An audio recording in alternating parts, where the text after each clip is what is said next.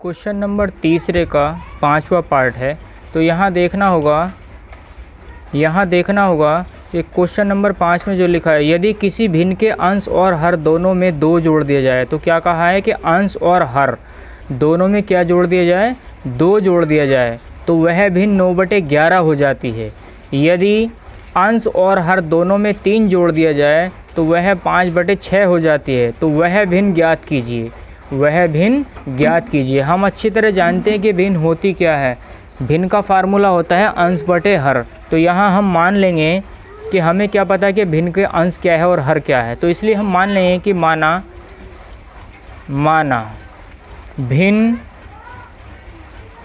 भिन्न का अंश बराबर x, भिन्न का हर क्या मान लेंगे y। तो भिन्न क्या हो जाएगी भाई, हम अच्छी तरह जानते हैं भिन्न क्या होता है। भिन्न बराबर होता है अंश बटे हर, ये भिन्न का फार्मूला होता है। तो अंश हमने x माना है और हर कितना माना है y। तो हम यहाँ लिखेंगे तो भिन्न बराबर हो जाएगी अंश बटे हर। अंश का मान x है और हर का मान कितना है जी, y है। तो यही हमारा आंसर रहेगा। जब हम x और y का मान निकाल देंगे तो हमें यहीं रखना होगा, यही हमारा आंसर होगा। तो पहली शर्त के अनुसार जो कहा है उसकी बात को ध्यान देना है कि पहली शर्त में क्या कहा है उसने। भाई मैं सबसे पहले भिन्न लिख लेता हूँ। क्या लिख लेता हूँ, भिन्न। उसने कहा है कि यदि अंश और हर में क्या जोड़ दिया जाए, दोनों में 2 जोड़ दिया जाए। कितना जोड़ दिया जाए, मैंने अंश में भी 2 जोड़ दिया और हर में भी क्या कर दिया, 2 जोड़ दिया। तो भिन्न कितनी हो जाती है, 9/11 हो जाती है। ठीक है ना। मान लीजिए भिन्न क्या थी, मान लें हम के भिन्न 7/कितनी थी, 9 थी।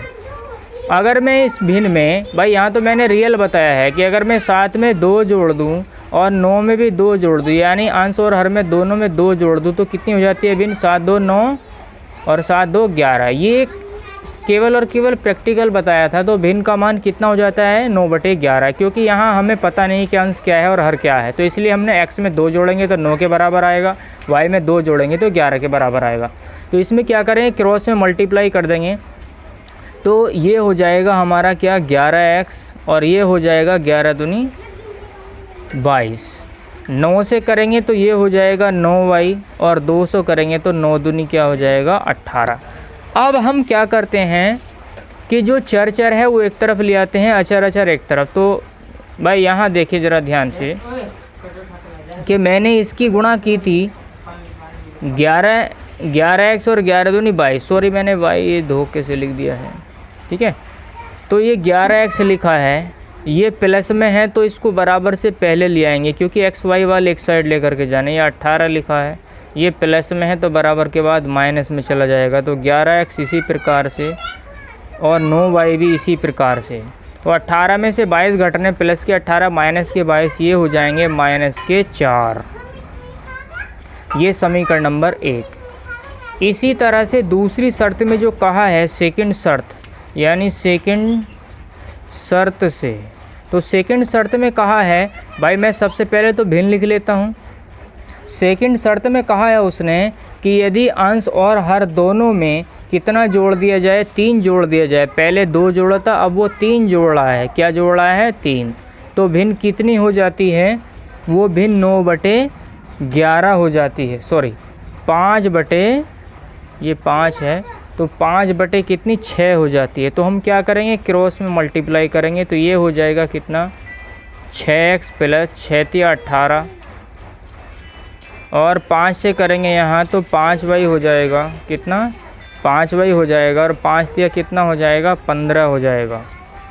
तो x और y वाले एक साइड ले आएंगे। 5 है प्लस में तो बराबर से पहले माइनस में जाएगा, संख्या की तरफ ले जाते हैं। ये 15 ऐसे ही लिखेंगे, प्लस में तो बराबर के बाद माइनस में चला जाएगा। तो यानी 6x और माइनस के 5y बराबर, यानी 15 प्लस के माइनस के 18। तो माइनस का कितना बचेगा, यहाँ 3 बचेगा। तो ये समीकरण हमारी 2 हो गई। तो अब हम क्या करेंगे, समीकरण नंबर 2 को ध्यान से देखें, क्योंकि हमें प्रतिस्थापन विधि से हल करना है, तो इसलिए समीकरण नंबर 1 का हमें यूज करना पड़ेगा, समीकरण नंबर 1 से। तो समीकरण 1 में क्या करेंगे हम, मान लीजिए मुझे x का मान निकालना है, तो 11x बराबर, ये माइनस का 4 है, ये प्लस में, तो बराबर के बाद ये माइनस में, बराबर के बाद प्लस में चला जाएगा, ये ऐसा का ऐसा ही रखा रहेगा। तो यहाँ से निकलेगा x बराबर 9y माइनस 4, ये गुणा में है तो इसकी डिवाइड में आ जाएगा, ठीक है ना। अब एक चर का मान दूसरे चर के पदों में निकल चुका है, जिस समीकरण से हम मान निकालते हैं उसमें न रख के किसी अन्य समीकरण में रखेंगे, इसका मतलब 2 में रखेंगे। तो इस मान को कहाँ रखेंगे, समीकरण नंबर 2 में रखने पर। तो x की जगह पर हमें इसे रखना है, x के स्थान पर रखेंगे 9y और माइनस के 4 और अपॉन में कितना है 11 है, और आगे लिखा है माइनस के 5y और बराबर के बाद कितना है माइनस के 3 है। तो ये कटेगा नहीं, तो इसलिए 6 से गुणा, तो 6 नम हो जाएगा 54y और ये हो जाएगा 6 चौक 24 बटे में 11, इसी प्रकार से लिखेंगे, और माइनस के 5y यहाँ लिखा है, बराबर के बाद कितना है माइनस के 3 है। अब क्या करेंगे, इसके अपॉन में 1 मान करके हमें इसका एलसीएम लेना होगा। 11 और 1 का एलसीएम आएगा कितना 11, 11 का पढ़ा 11 में पढ़ेंगे, एक बार जाएगा, 1 के ऊपर वाले से गुणा करेंगे 54y और माइनस के 24, क्योंकि 1 से गुणा करने से कोई फ़र्क नहीं पड़ेगा। अब 1 का पढ़ा 11 में 11 ही बार जाएगा, तो 11 पंजे 55 यहाँ हो जाएगा, यानी 55y बराबर के बाद कितना है माइनस। अब देखना ये है कि जो अपॉन में है यानी भाग में है, 11 भाग में है तो बराबर के बाद इसकी गुणा में पहुंच जाएगा, नीचे है तो ऊपर आ जाता, ऊपर होता है तो नीचे पहुंच जाता। तो 54y प्लस के 54y माइनस के 55y कितना हो जाएगा भाई, 54 में से 55 घट रहे हैं तो माइनस का 1y आएगा, और ये माइनस के 24 इसी प्रकार से रहेगा, और ये 24 ऐसे ही रख दिया, बराबर के बाद माइनस का 3 है, ये 11 गुणा में है, सॉरी भाग में है तो बराबर के बाद गुणा में चला जाएगा। तो माइनस के y, और यहाँ ध्यान देंगे कि ये कितना हो जाएगा माइनस के 33 हो चुका है, 11 × 33, ये माइनस में तो इधर प्लस में आ जाएगा 24। तो माइनस के 33 और प्लस के 24, तो ये कितना हो गया माइनस y बराबर माइनस के 33 प्लस के 24 हो चुका है माइनस का 9, कितना हो चुका है माइनस का 9 हो चुका है। तो अब क्या करेंगे इस माइनस से माइनस कैंसिल कर देंगे, क्योंकि हमारा y का मान कितना आ चुका है, y का मान इस समय 9 आ चुका है, कितना 9, माइनस से माइनस कट गया यानी y बराबर 9 हमारा आ चुका है। अब क्या करेंगे, इसको y के मान को समीकरण नंबर किसी भी समीकरण में रख देंगे। मान लीजिए मैं समीकरण नंबर इसको कहाँ रख देता हूँ, इसमें 2 में रख देता हूँ यहाँ।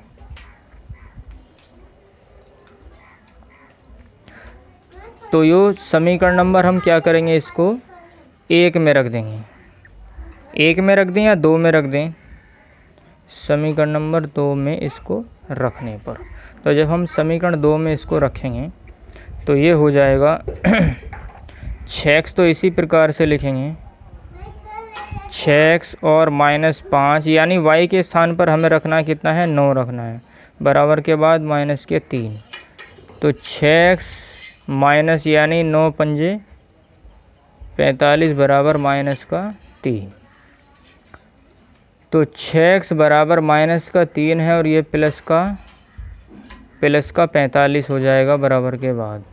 तो 6x बराबर 45 में 3 घटेंगे तो हमारा बचेगा कितना 42, ये 42 बटे कितना 6, तो 6 सत्ते 42। तो ये हमारा आ चुका है इस समय x का मान 7। तो हमें जो बतानी थी वो क्या बतानी थी, भिन्न बतानी थी। तो हमें क्या बताना था, भिन्न का मान बताना था। तो अब हमें ध्यान रखना होगा कि वह भिन्न क्या आएगी। तो x का मान हमारा देखो यहाँ हम लिखेंगे, अतः भिन्न बराबर भाई मैंने क्या कहा था, हमें ये बताना है, भिन्न बतानी है, यही हमारा आंसर होगा। x का मान यहाँ रख देंगे और y का मान यहाँ रख देंगे। तो हमारा x का मान कितना आया है निकल करके 7 और y का मान कितना आया है 9। तो यानी हमारी भिन्न 7/9 हो चुकी है, यही हमारा आंसर है। तो इसी के साथ में सभी बच्चों ने इन दोनों क्वेश्चनों को समझा होगा, सबको समझ आया होगा। तो सभी बच्चे चैनल को सब्सक्राइब और लाइक शेयर करें ताकि इसका नोटिफिकेशन प्रतिदिन आप सभी बच्चों को मिलता रहे। इसमें क्वेश्चन नंबर जो तीसरे का बहुत इजीली क्वेश्चन है, यानी पार्ट नंबर 6। तो ये सभी बच्चे इसको होमवर्क से करेंगे और यदि किसी को इस क्वेश्चन में कोई समस्या आती है तो वो कमेंट बॉक्स में लिख करके शेयर करें ताकि मैं उसको रिटर्न सॉल्व करके दे सकता हूँ। तो देखिए इस क्वेश्चन को जो है होमवर्क से है। इसी के साथ में ये एक्सरसाइज फिनिश समाप्त हो चुकी है। तो सभी बच्चे चैनल को सब्सक्राइब और लाइक करें। धन्यवाद। गुड मॉर्निंग बच्चों, हाउ आर यू। जैसा कि हम मैथ में एक्सरसाइज 3.3 पढ़ रहे थे, इसमें क्वेश्चन नंबर तीसरा होना था। तीसरे का चौथा पार्ट हमें करना होगा और इसमें कहा गया है तीसरे क्वेश्चन में कि निम्न पार्टों को हमें प्रतिस्थापन विधि से हल करना है। जैसे कि एक चर का मान दूसरे चर के पदों में हम इसको रख रहे थे। तो इसमें देखना है क्वेश्चन नंबर जो 4 है उसमें लिखा है कि एक नगर टैक्सी के भाड़े में, तो जो हमारी टैक्सी है जिसमें हमें बैठना है तो उसका जो है एक नियत भाड़ा, तो नियत भाड़ा जो है उसका जो अदर चार्ज है, अलग खर्च है, वो तो देना ही देना होगा। यानी नियत भाड़े के अतिरिक्त चली गई दूरी पर भाड़ा सम्मिलित किया गया है और 10 किलोमीटर दूरी के लिए भाड़ा जो है वो 105 रुपये है तथा 15 किलोमीटर दूरी के लिए भाड़ा जो है वो कितना है 155 रुपये है। तो इसमें हमें बताना है कि नियत भाड़ा तथा प्रति किलोमीटर का भाड़ा, यानी 1 किलोमीटर का भाड़ा और नियत भाड़ा, ये दोनों क्या है, इन दोनों को हमें ज्ञात करना है। और बाद में कहा गया तीसरे पॉइंट में कि एक व्यक्ति को 25 किलोमीटर यात्रा करने के लिए कितना भाड़ा देना होगा। तो इसमें जैसे कि मान लीजिए हमारा लाइट बिल है, तो जो मीटर का चार्ज है वो तो आता ही आता है, लेकिन जो हम यूज करते हैं लाइट उसका भी उसमें सम्मिलित करना पड़ता है, यानी दोनों को एक साथ जोड़ करके देना होता है। जो मीटर का खर्च आना होता है वो तो हमें देना ही होगा, लेकिन क्या है कि जो लाइट यूज हमने की है वो भी उसमें जोड़ करके वो इस बिल के साथ में पे करना होता है। तो ठीक उसी प्रकार से कि जो टैक्सी का चार्ज है वो लेना ही है। मान लीजिए अगर वो 10 रुपये अपने टैक्सी के भाड़े के मतलब टैक्सी का चार्ज ले रहा है, तो उसमें अगर 10 किलोमीटर चले हैं तो 10 किलोमीटर का चार्ज उसमें वो जोड़ करके बताता है। तो इस प्रकार से हमें बताना होगा। उसमें पूछा क्या है, लास्ट में क्वेश्चन के दिया होता है जो उसे पूछना होता है, नियत भाड़ा और प्रति किलोमीटर का भाड़ा क्या है। यानी नियत भाड़ा और 1 किलोमीटर, प्रति का मतलब 1 किलोमीटर, ये इसको हम मान लेंगे और मान करके हम इसको सॉल्व करेंगे। जैसे कि हम मान लेंगे यहाँ कि माना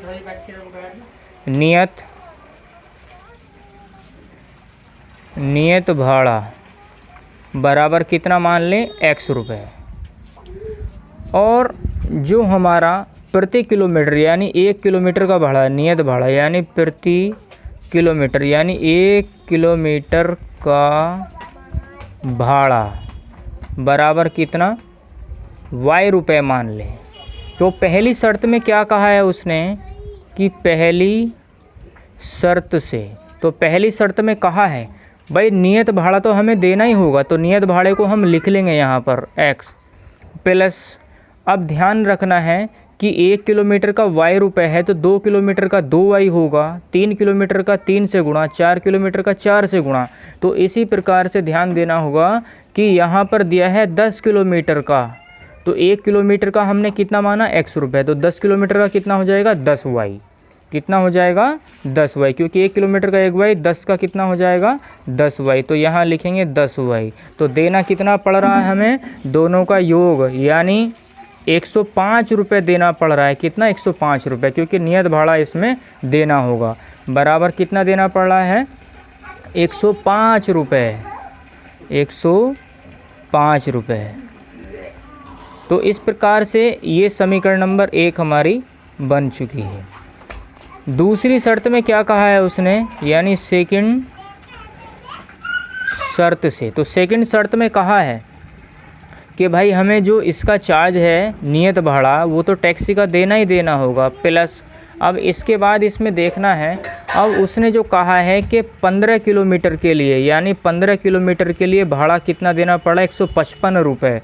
तो यहाँ हम क्या करेंगे, 15y बराबर कितना, 155 रुपये हमें देना पड़ रहा है।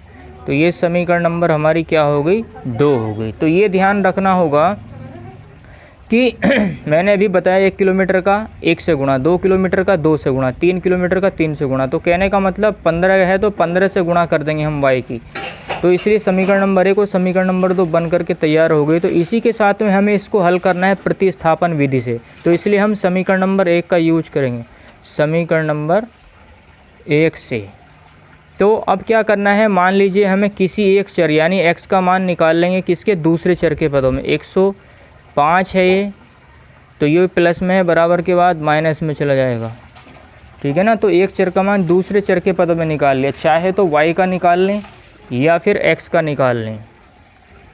तो कोमा लगा करके इसी को हम क्या करेंगे, जिससे हम निकालते हैं, हमने मान 1 से लिया है तो 2 में रखेंगे, ठीक है ना। जिस समीकरण से हम मान निकालते हैं उसमें नहीं रखना होता, किसी अन्य समीकरण में रखते हैं। जैसे कि समीकरण नंबर 2 में इसको हम रखने पर, तो अब क्या करेंगे, यहाँ x के स्थान पर रखना है हमें ये सब कुछ, इस x के स्थान पर।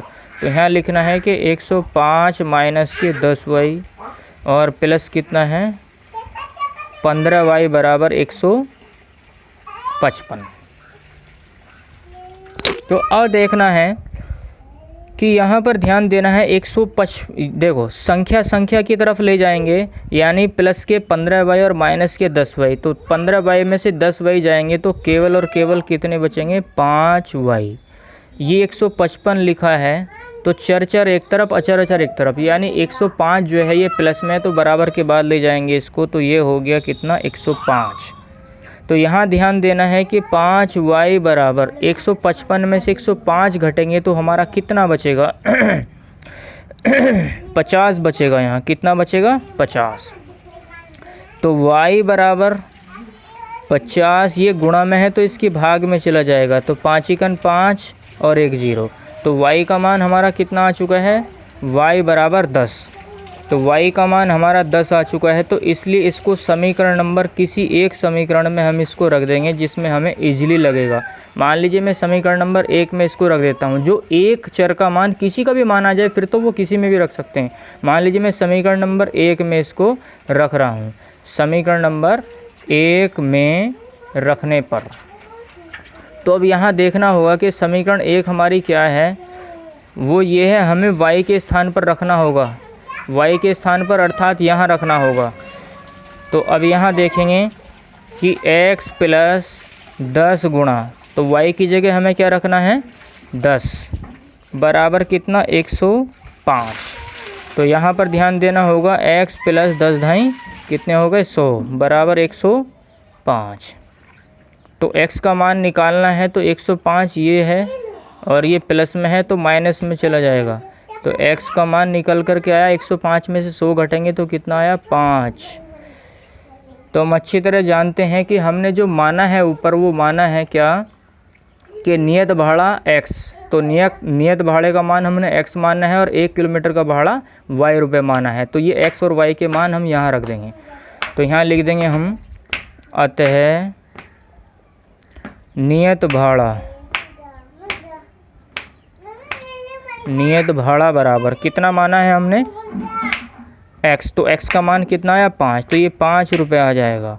और 1 किलोमीटर का भाड़ा, 1 किलोमीटर का भाड़ा बराबर y माना है, y का मान कितना आया है हमारा, ये 10 आया है। तो ये 10 हो जाएगा, 10 रुपये। तो एक आंसर हमारा ये हो चुका है।